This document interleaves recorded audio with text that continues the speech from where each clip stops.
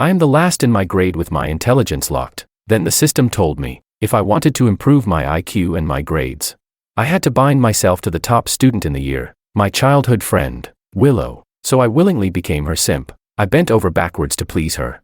Ignored her mockery and disgust. Later, I got a new deskmate. She was smart and gentle. Her smile was like sunshine. She brought me breakfast every day, and patiently helped me with my homework. But Willow hated her. She ordered me, as if it were her right, to cut ties with her. I was helpless, and in the end, I complied. But no one could have expected, when the mock exam results came out, my new deskmate had scored number 1 in the entire grade. Chapter 01. The noon after the mock exam was unbearably hot. When I brought Willow her porridge, I heard laughter from inside the classroom. A few girls were talking about me, their tone sarcastic and biting. Someone asked, "Did George really go buy medicine?" "Yeah," another replied. "I just casually said Willow wasn't feeling well, and he bolted out the door. It's like 40 degrees outside, right in the middle of the day." Someone else chimed in, "So what?" Another girl scoffed. "He's so hopelessly devoted to Willow. She could probably tell him to bark like a dog and he'd go woof woof." A quieter voice added, "Actually," she said, "George is really emotionally stable and he really respects girls. Sometimes I think he's actually a really good person." Someone teased, "Oh, you like him? Then have Willow give him to you." "Willow, would you be willing to let him go?" There was a pause. Then Willow's cold voice rang out. She said, "Shut up." She didn't sound happy. The room fell silent for a few seconds. Then someone hesitantly asked, "We lied to George and said you were sick, and he skipped class to buy you medicine. Willow, you're not mad, right?" Willow gave a dismissive snort. "What's it got to do with me?" After a pause, her tone turned lazy and aloof. "As always," she said. "That kind of idiot believes whatever anyone tells him. He deserves it." That drew a wave of laughter. The room buzzed with amusement. I looked down at the porridge and medicine in my hands. Willow had health issues. I'd seen her during her period, so pale her lips turned white, vomiting and weak. So when I heard someone say she wasn't feeling well, and saw her lying on her desk, I went out to get medicine. Turns out, I'd been tricked. I stood there, dazed, thinking. Chapter 02. There was no way I could go back to the classroom, so I found a shaded spot and sat down. I hadn't eaten yet, and my stomach was growling. The porridge was steaming, giving off a delicious smell. It smelled so good, and I was starving. I thought, since Willow wasn't actually feeling unwell, there was no need to go back in. Might as well eat the porridge myself. The next second, the system's voice suddenly rang out. It was furious. "That bitch Willow, can she even speak like a human being?" It sounded like it had been holding back for a long time. Through gritted teeth, it snarled, "George, come on, let's go slap her. I can't take it anymore. So what if she's number 1? Unbind her right now."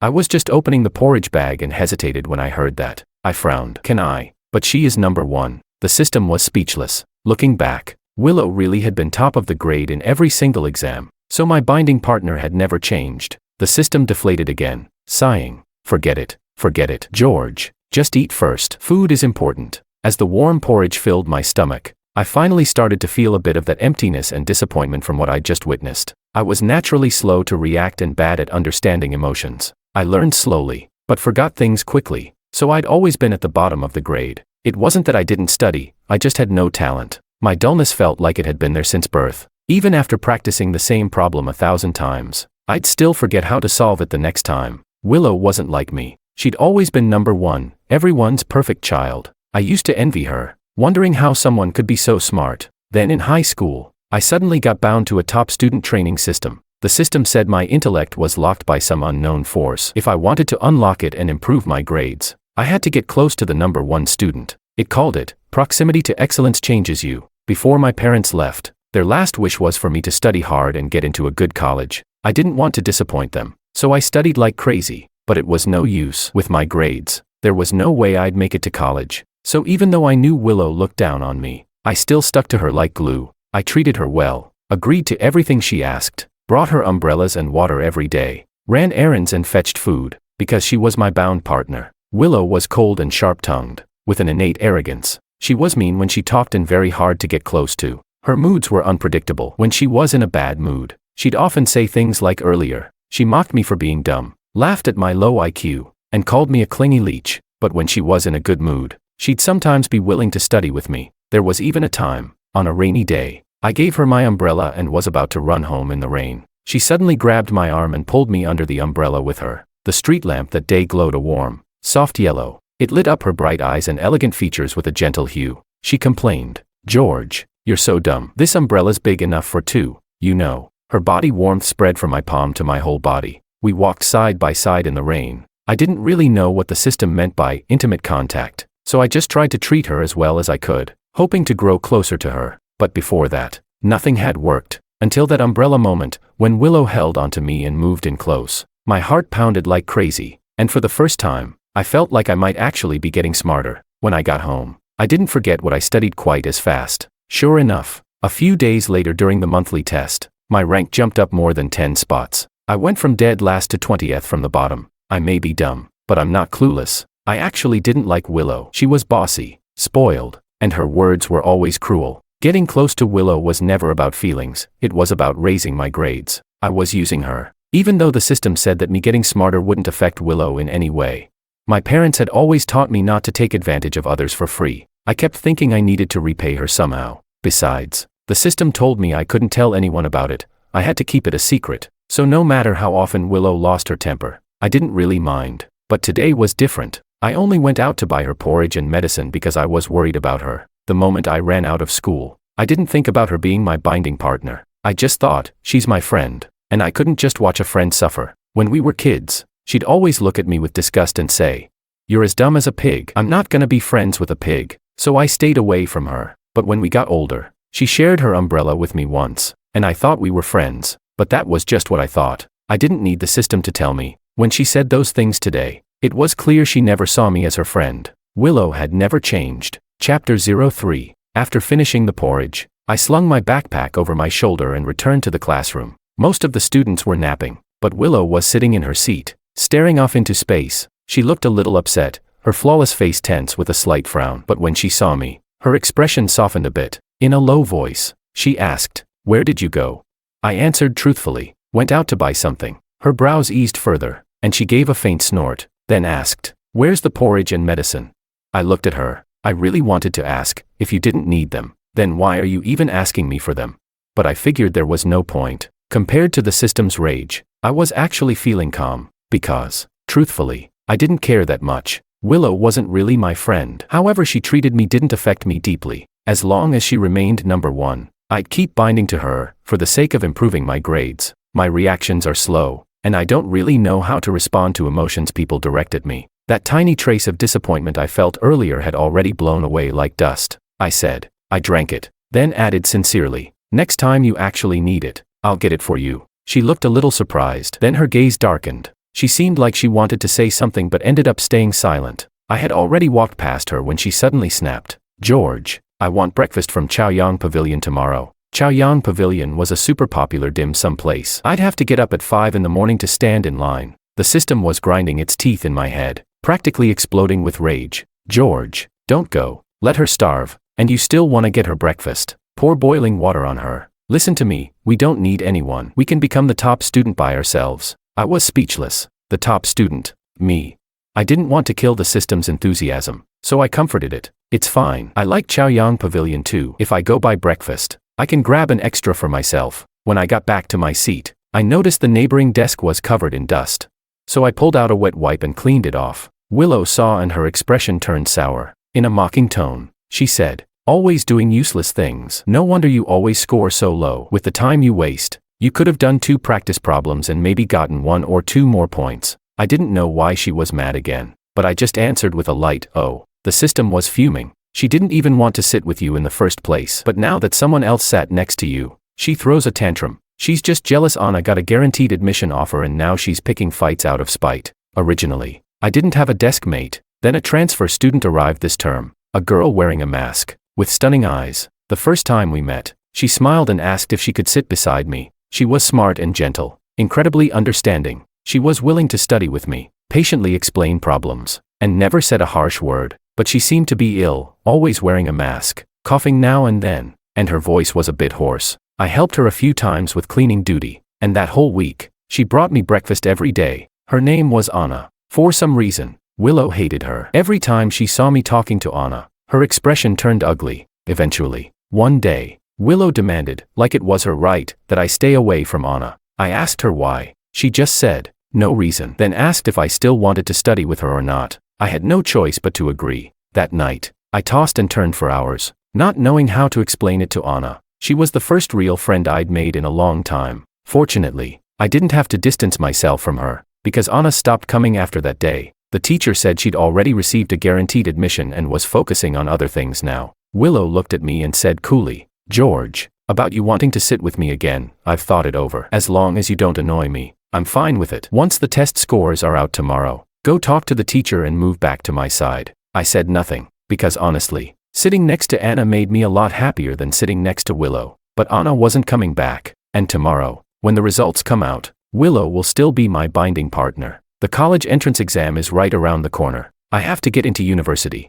I lowered my head and nodded quietly. Chapter 04. Today was the day the mock exam results came out. I got up early to line up for breakfast. When I walked into school with food in hand, I was still half asleep. The results sheet had just been posted on the bulletin board, and only a few people had gathered in front of it. I was just about to head over when a gentle voice, full of quiet laughter, rang out beside me, like the bubbling stream of spring. "Good morning, George." I turned my head and saw a tall, graceful figure standing beside me. A soft, elegant girl smiled at me, even in the plain, outdated white school uniform. She looked fresh and striking. That face was unforgettable, yet I couldn't recall ever seeing her before. But when my eyes met those beautiful and familiar ones, I hesitated and said, "Anna." She smiled. "Long time no see." I felt a little happy. "You're back at school?"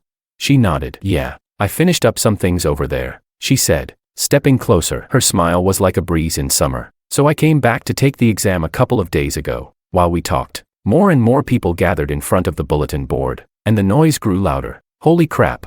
someone suddenly shouted. Then another voice said, "Why isn't Willow first this time? Who's Anna?" A third chimed in.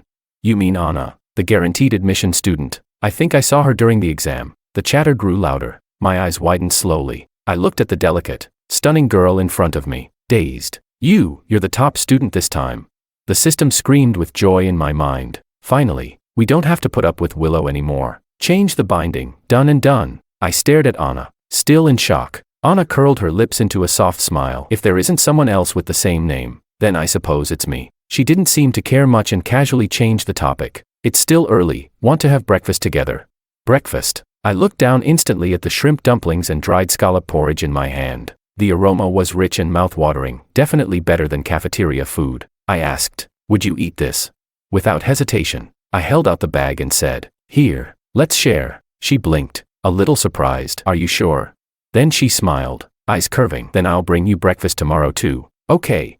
Willow had never said anything like that to me. She never brought me breakfast. She never even asked if I had eaten. I didn't know how to react, but it felt like something inside me had sprouted, like warmth pushing through the cracks, slowly spreading its branches through my body. The system immediately opened a glowing screen in front of me. "Please confirm rebinding. Change binding partner from Willow Anna." I replied. "Confirm." It was done. Looking at Anna, I smiled and nodded. "Okay, George." A familiar voice suddenly sounded behind me. I turned around. A group of girls from class, the same ones who had gossiped yesterday, were standing behind me with varied expressions. Willow stood in the center. Who knows how long she had been watching. Her face was dark, almost stormy. She stared at the breakfast I was handing to Anna and bit her lip. Then, in a commanding tone, she said, "Give it to me." In the past, I would have done whatever she asked, even when I didn't want to. But Willow never cared whether I wanted to or not. I shook my head. "I'm going to have breakfast." Willow looked stunned, like it was the first time she'd ever heard me refuse her.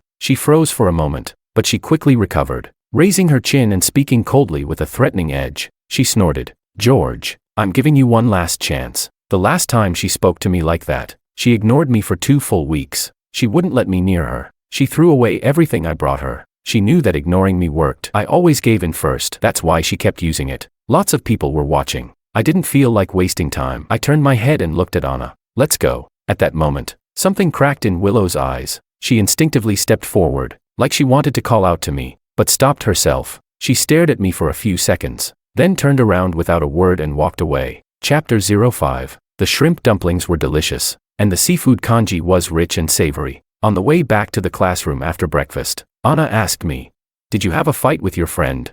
I nodded, then thought for a second and shook my head. To be honest, one-sided friendship isn't really friendship, and besides, I didn't think of her as a friend anymore. Anna looked thoughtful. Is it because of me? I quickly shook my head. No. Willow always had some reason or another to be upset. This time, it was probably because I didn't give her the breakfast I brought. It had nothing to do with Anna, she said. Good. Then she asked again. This morning you looked like you were in a bad mood. Do you feel a little better now? I looked like I was in a bad mood. I didn't even realize. I thought about it for a moment, then sighed. Maybe because the exam results came out. There are 54 people in our class. I ranked 41st this time, and that was after studying every night before the test. Anna's a good student too. She'd probably look down on me like Willow did. I closed my eyes and pressed my fingers to my brow. The system spoke up. It's okay, George. You've already made progress. It tried to comfort me. You need to remember, you're not stupid. You've just been locked away. Don't take what others say to heart. It doesn't matter. Understand? Just try to let things go. Okay, if anyone mocks you, then you should just. Before it could finish, Anna spoke. I saw the results too. You've improved a lot compared to last time. She tilted her head slightly to look at me. Her clear, gentle eyes shimmered with sincere warmth. Like a breeze in spring, she said. Next time, let's review together. Maybe you'll improve even more. I asked. Really? She replied. Why not? Then added. But can you promise me one thing first? I blinked. What is it? Turning her back to the homeroom teacher, she discreetly took out a phone, a banned item at school, and gave it the tiniest wave. In a low voice, she said. Since I ate the breakfast you brought today, can we it? Let me send you the money. I was about to instinctively say you don't have to, but the moment I met her eyes, the words caught in my throat. Anna had the kind of eyes that made it impossible to say no. I hesitated for a few seconds, then nodded. The girl tilted her head slightly and smiled at me. It was like spring had arrived, and all the green fields were coming back to life. Chapter 06. Anna's return stirred quite a buzz in our class. After all, she had come out of nowhere to take the top spot in the grade. Even after being away from school for so long, she still scored that high. During breaks, a lot of students from other classes even came by to catch a glimpse of her, but she didn't seem affected by it at all. Maybe she was just used to being watched. When I came back from the restroom, I overheard some classmates chatting in the hallway. Someone said, I totally didn't expect Anna to be so pretty. She always wore a mask before, so I never noticed. Another replied. Top 1 and 2 in the grade are both from our class. Our homeroom teacher's probably grinning nonstop. Someone else added. She's alright, but I still think Willow's better looking. Another voice responded. Come on, they're completely different styles. You just like the cold, distant, ice queen type. Someone noticed me and asked. Hey George, what do you think? Who's the prettiest girl in our class? One person chimed in. No question. Willow grew up with George. Right, he's gotta be on her side. Another teased.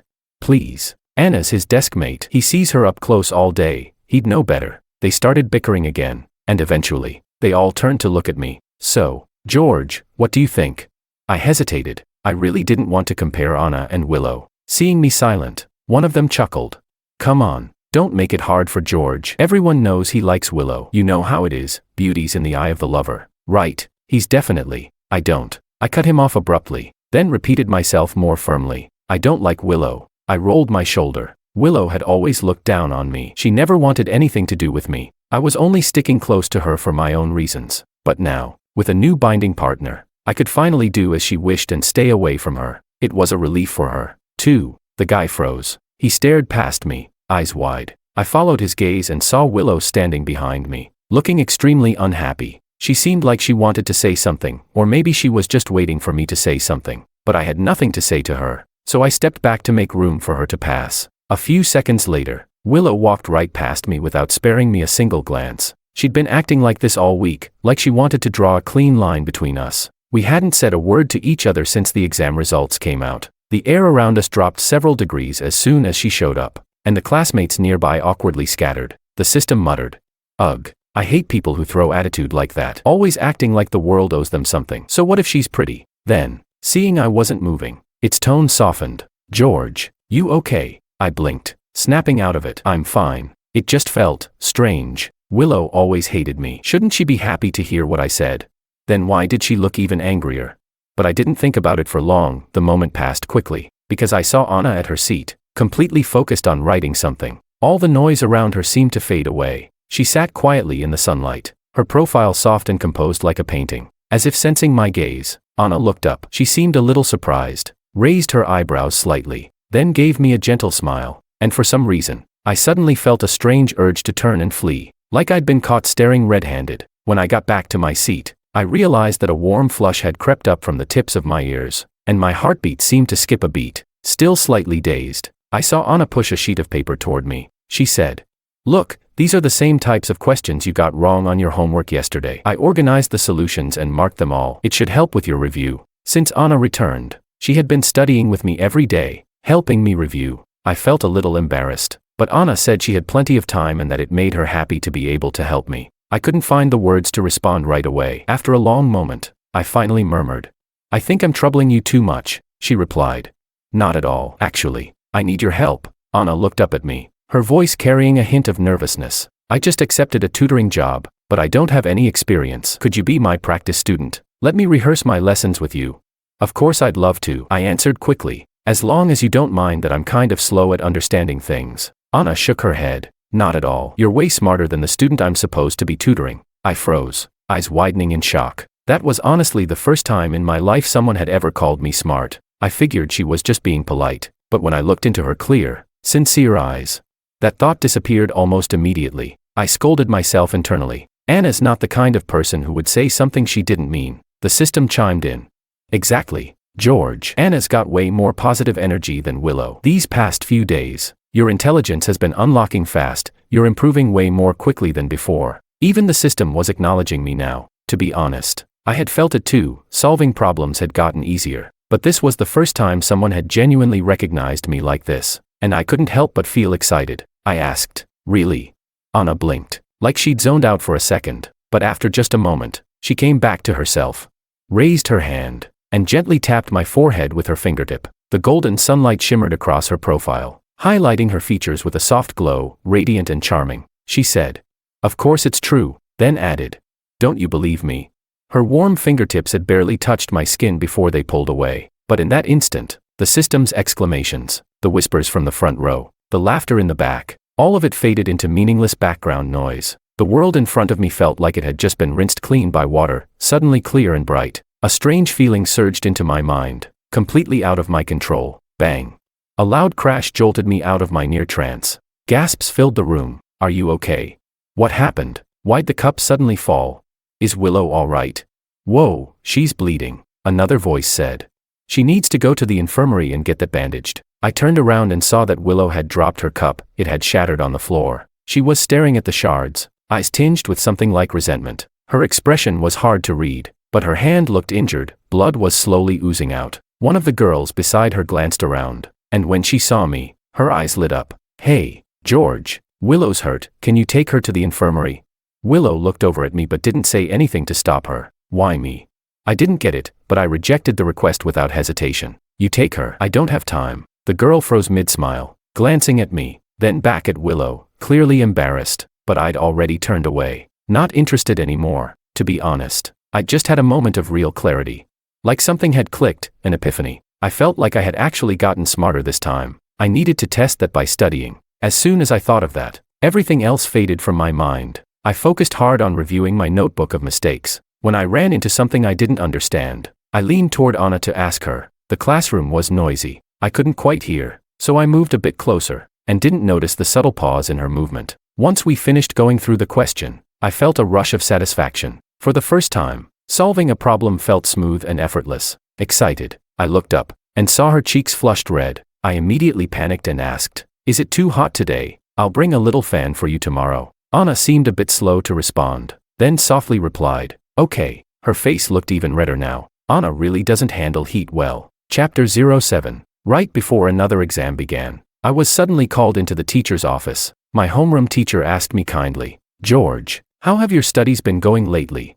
Teachers often feel a sense of frustration when dealing with underachieving students, but my teachers always approached me with encouragement. I answered honestly, "Pretty good. Aside from being a bit tired." The feeling of absorbing knowledge at such a fast pace was something I had never experienced before. I no longer forgot what I learned so quickly. Every day felt fulfilling and joyful. The homeroom teacher said, "Didn't you say before that you wanted to switch seats?" "I've thought about it, and I'm going to give you a new seat." She looked at me, then added earnestly, "George, people are different. Some kids already have a bright future ahead of them. They can afford to take it easy now, but you're different. You still have to go through a tough selection process. This is a long-distance run you can't afford to stop. I know you've worked really hard already, and I don't want your efforts to be in vain." Do you understand what I mean? There was genuine concern and care in her eyes. At first, I was confused, but as she spoke, realization dawned on me. I understood what she meant. She was worried that Anna and I were in a romantic relationship. But that raised another question. My interactions with Anna weren't even as close as they used to be with Willow. Most of the time, Anna and I just studied together during self-study periods. So why would the teacher suddenly think we were dating? It had to be that someone deliberately told her so. Anna was the most intelligent, exceptional, and gentle girl I had ever met. Even if it meant not sitting next to her anymore, I couldn't let anyone gossip about her like that. The solution was simple. I just needed to tell the teacher that once the exam results came out, I was confident I'd show great improvement. But I also wanted to know who had made up the lie. So I asked, "Teacher, who will I be sitting next to then?" Completely unaware of what I was thinking, she replied, "Didn't you and Willow grow up together? She's in a new study group now. I'll add you to it. You can sit with her." Willow. She went to the teacher behind my back. I found it utterly absurd. Chapter 08. This class was PE. Walking out of the office, I saw Willow standing in front of Anna, saying something to her. Anna's expression was calm, but the usual warmth in her smile had cooled a little. She looked a bit unhappy, and Willow was squinting, wearing an expression of disdain. I strode over and stepped directly between them, confronting Willow. "What are you trying to do?" Willow froze, staring at me in astonishment as I clenched my teeth. The corner of her mouth twitched like she wanted to laugh, but in the end, she didn't. Her voice was cold and mocking as she replied, "What could I possibly be doing?" I glanced back at Anna and said to Willow, "Let's talk." Anna frowned slightly, but after seeing my expression, she let out a soft sigh and gently said, "Then I'll head in first." Willow silently followed me up to the rooftop. No one else was around. I went straight to the point. "You were the one who went to the office and made up those baseless rumors, weren't you?" I asked. "Willow, why did you do that?" She frowned. "Rumors? Search your heart, are those really rumors?" Her angry tone threw me off a little. I replied, "What does any of this have to do with you?" "George," Willow said as if she had reached her limit. "Can you just stop already?"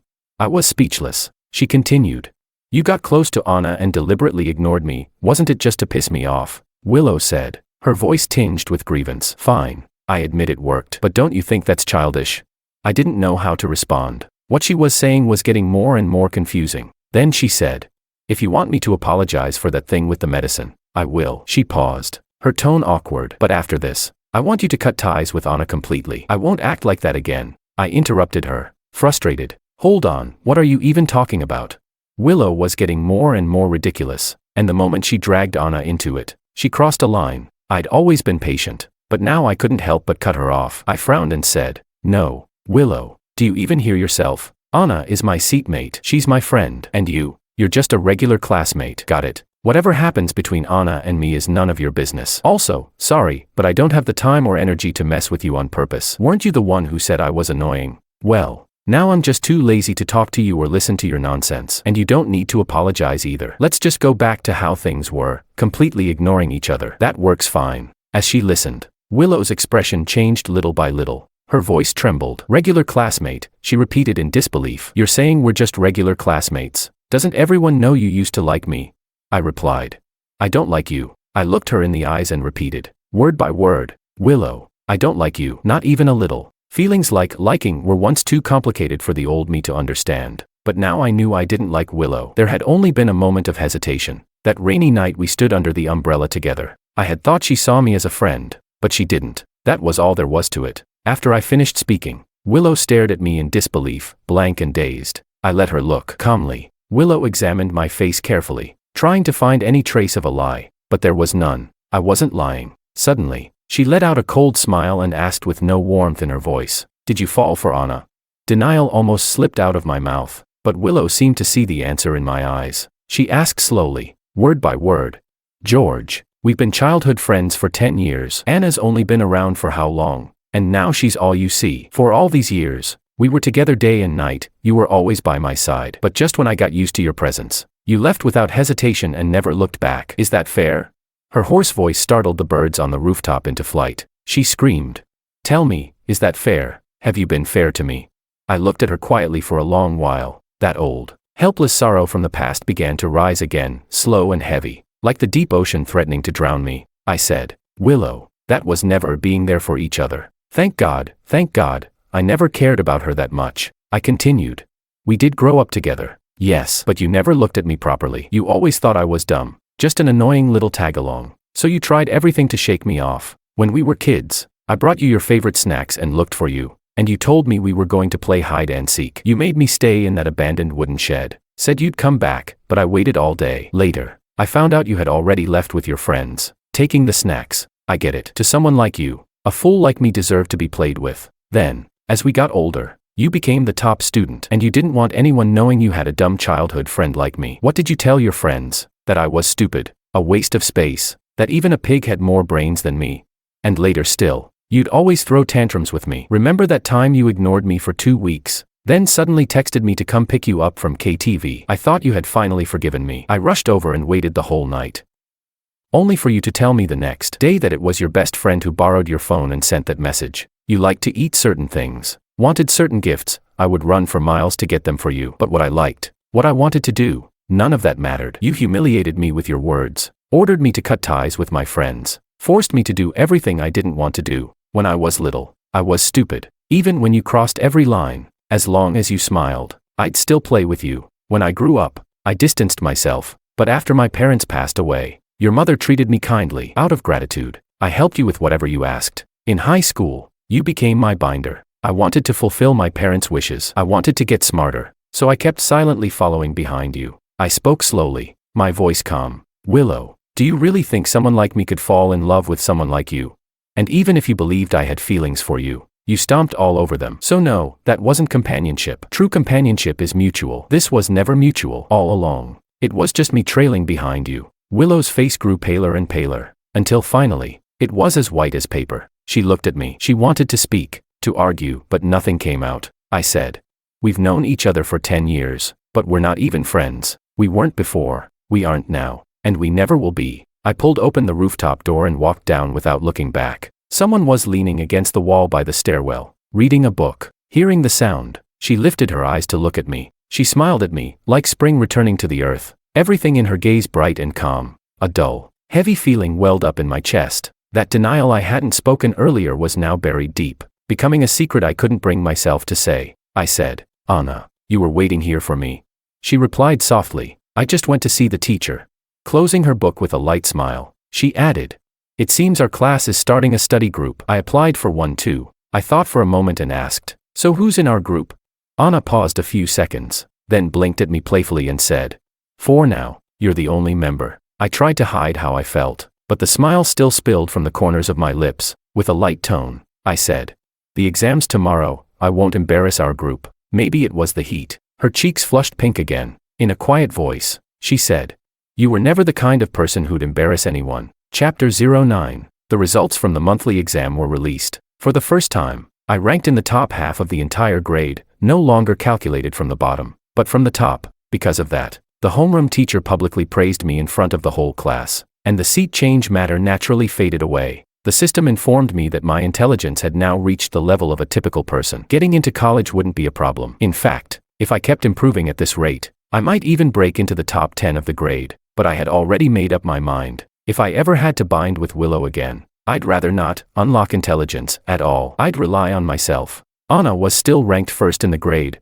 Her score was even higher than the last time. In stark contrast was Willow. She dropped from second place all the way to 19th, a massive fall, especially for someone like her. I wasn't surprised. I didn't care either. Willow never came to talk to me again. Sometimes she would space out while staring in my direction, but once I noticed, she would look away. We were back to ignoring each other completely. Senior year was a race against time, except for Anna, who seemed unusually relaxed. Everyone else was giving it their all. I actually knew that Anna didn't even need to be at school, let alone take any exams. But I also knew that if Anna participated in the college entrance exam, our school would have one more high scorer, maybe even the highest scorer in the entire province. Her willingness to take the exam was a way to bring honor to the school. No one would stop her. So whatever Anna did during class, the teachers pretended not to notice. Instead, they asked after her health with concern. Whenever I was near Anna, I could feel myself getting smarter, and that made me work even harder. Until one day, I studied too late into the night and fell asleep on my desk during early morning self-study.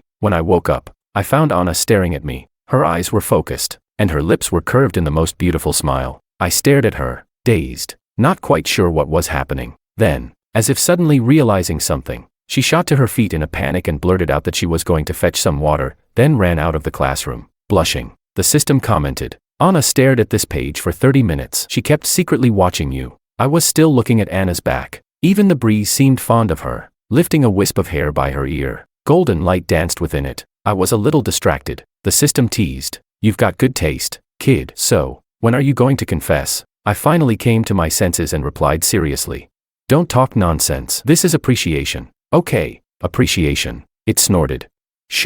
Sure, I'll shut up. Let's see how long you two can keep holding it in after the college entrance exam. I've always been slow to process emotions, so even now, with my heart racing and heat rushing to my skin in a flood of unfamiliar feelings, I had no idea how to react. A cool breeze swept across my face. Anna came back with the water. The panic from earlier was gone. She held a little portable fan in front of me and asked, a little worried.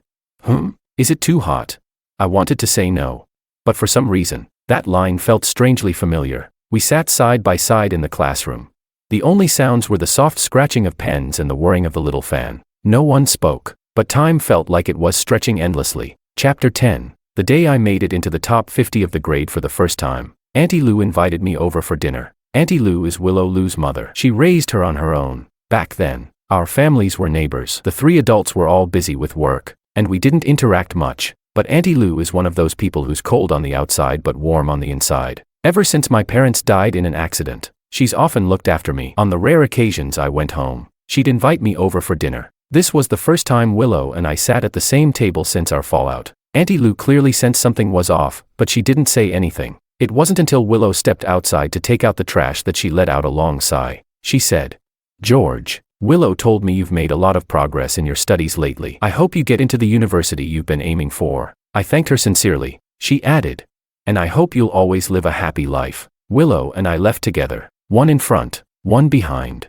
neither of us speaking. I didn't know what to say to her. Back then, no matter what I talked to Willow about, she rarely seemed interested, and would even mock me. An elderly man by the roadside had dropped a bag full of oranges. I stopped to help pick them up. Willow crouched down and helped too. Then she suddenly spoke. I remember once we saw an old lady fall in the street. No one paid her any attention, except George, who ran over like a fool and helped her up. Back then, she thought George was incredibly dumb. Wasn't that just meddling?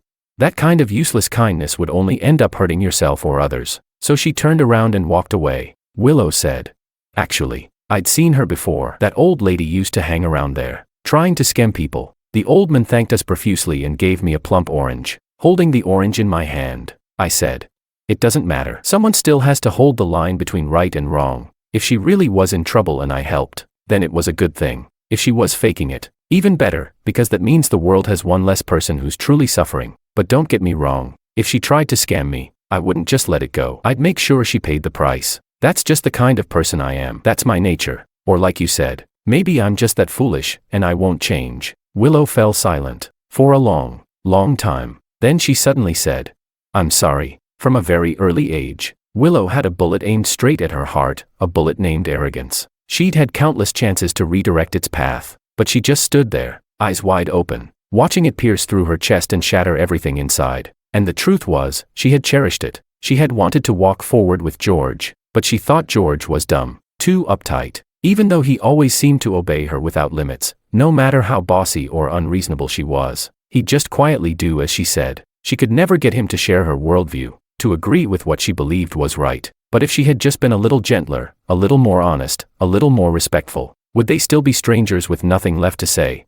Willow thought of those days when they were just innocent kids. Now, it all felt like it belonged to a previous life. She looked at me and said again, I'm sorry. The regret and pain haunted her constantly, reminding her how ridiculous she had been. After George left, she finally realized just how important he was to her. Like a miser who handed over a mountain of gold with her own hands, only to regret it every night afterward. She said, I'm sorry, over and over again, but I only said it once. It's okay. I waved my hand. It's okay, because I had stopped caring a long time ago. Not far away, under the streetlight, someone was waiting for me. Anna. My eyes lit up as I quickened my pace to reach her. Have you been waiting long?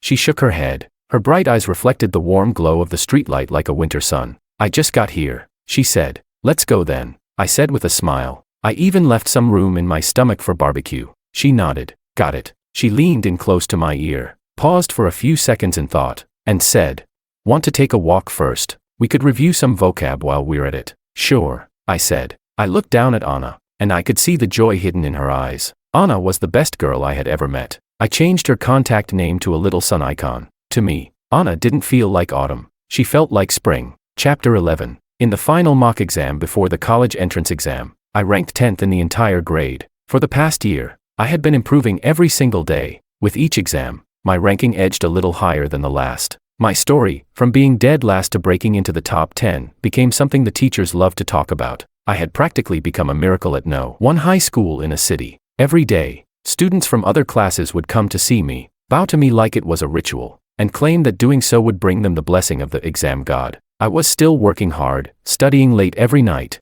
because in the past, no matter how hard I tried, I never saw results. But now, after becoming smarter, I realized that effort actually brought progress, and I cherished this ability to learn more than anything. In this intense atmosphere, even the system was too scared to speak. All it did was silently scan my body every day to make sure I wasn't suddenly falling ill. And then, the college entrance exam arrived, just as scheduled. After estimating my score, the system let out a long sigh of relief, its voice trembling with emotion. It said, "George, you did it." That wasn't easy. I went up the mountain to visit my parents. I laid a bouquet of fresh calla lilies in front of their grave. I spoke with them for a long time, told them so many things. Finally, I gently touched the two smiling faces in the photo and said, "Mom, Dad, I can get into a good university now. I finally fulfilled your wish." The system was silent for a while, then said softly, "They can hear you, Anne.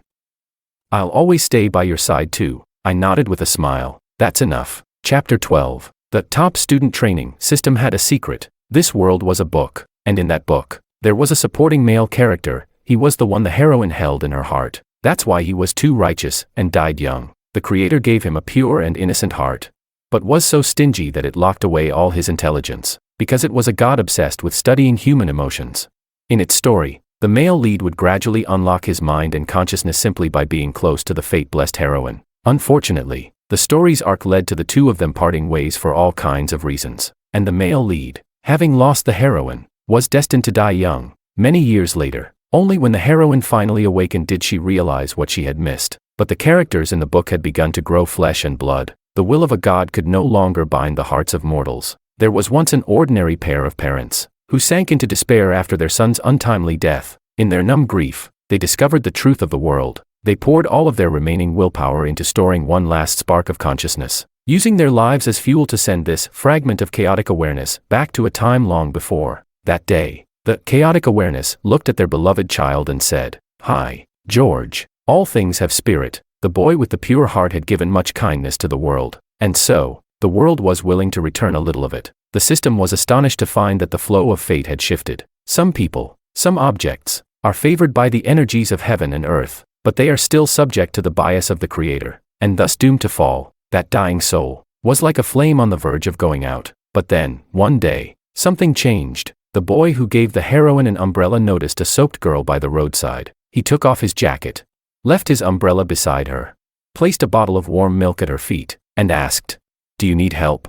But he had done so many good deeds in his life, he had forgotten her. From the very beginning, the system had known that this girl outside the storyline had returned to repay a kindness. She was originally fated to die, and yet, without hesitation, she gave all of her life's energy, her chi, to him, and another variable emerged. The heroine disqualified herself, willingly gave up part of her own fate. So now, the once doomed and the soon-to-die had both become people of uncertain destiny. As the story progressed, even the god who loved to observe human emotion grew curious about what would happen next. It said, "A gamble's a gamble. I'll accept the outcome." It seemed that human love could indeed move mountains and fill oceans, could even break through time itself. There were too many variables in the world. Even a dying flame longed to burn once more, to become the sun in the dark dreams of the one she loved. And so, the god made an exception. It plucked a bouquet of fresh calla lilies from the world of the male lead, and delivered them to the grieving couple. It said, "That fragment of awareness will now carry a piece of my power, eternal and undying, and will stay by his side. In your place, this book is about to collapse. I will now return their freedom. In return, will you stay with me and watch the end of the story?" With tears in their eyes, they said, "Yes, my child. Study hard. Do your best to get into a good university, because only then can we be sure that you've truly broken free of the ending that was once written for you." The answer lies hidden in the book. Maybe, in some distant and unreachable future, you'll cross the walls of time and space, bridge the gap between life and death, and hold our hands, still warm with the last traces of memory. We miss you. Chapter 13. On the day the college entrance exam results were released, Anna and I sat together. The little fan hummed softly beside us. I was nervous, too nervous to even look at the score. For some reason, Anna looked a bit nervous too. Even the system, unusually, was completely silent. 1 subject, 2 subjects, 3. When the final score appeared in full, the system's cheer was the first thing I heard. "George, you're amazing. I'm so proud of you," Anna said. "Congratulations." She let out a soft breath of relief, turned to look at me, her beautiful bright eyes full of joy. "You did it." I've always been slow to process emotions, so the denial I had buried deep in my heart, the one I hadn't dared to speak out loud, finally broke free today, and stood in front of me, demanding an answer. "Do you like Anna?" "No, I don't." Lies. I was too scared to admit it, but now, can I like her now? "Why not?" "I like her." My heart pounded. I was nervous, but I still said with conviction, "Anna, I." She looked at me, her gaze as soft as water. I clenched my teeth and said, "I." She was still patiently waiting, and I blurted out, "I want to go to the same university as you." The moment I said it, I was full of regret. Seriously, that's what I ended up saying. Why does my mouth always betray me at the most crucial moment? Anna blinked and said, "Sure, our scores are good enough for that." Then she gave a soft laugh and suddenly leaned in closer. She smelled faintly of lavender. She said, "Well, if you won't say it, then I will." My heartbeat, which had just calmed down in her familiar scent, suddenly nearly exploded from the next words. "George," Anna said softly, "I like you so much that I don't even know what kind of adverb could describe it." I stared at her in confusion. "Anne, what kind of adverb would that be?"